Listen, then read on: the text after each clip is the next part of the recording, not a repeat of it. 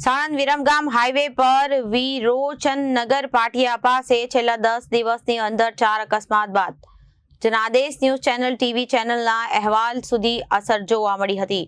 GIDC police action મોડમાં આવી અને જોવા મળી હતી। ત્યારબાદ રોડ સેફટીને લાગતા તમામ અધિકારીઓની ટીમ ઘટના સ્થળે દોડી આવી હતી।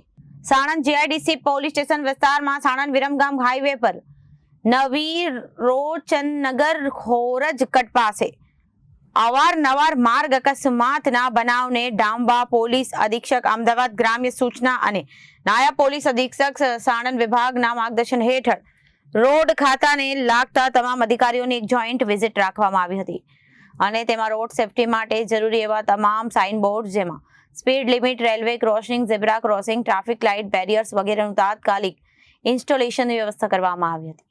તેમજ નાગરિકોને પણ ટ્રાફિક નિયમોનું પાલન કરી આવા અકસ્માત સંભવિત ઝોનમાં ખાસ સાવચેતી રાખી વાહન ચલાવવા સૂચના આપવામાં આવી હતી। Reporter Rabbani Malik, Janadesh news, Sanand, Ahmedabad.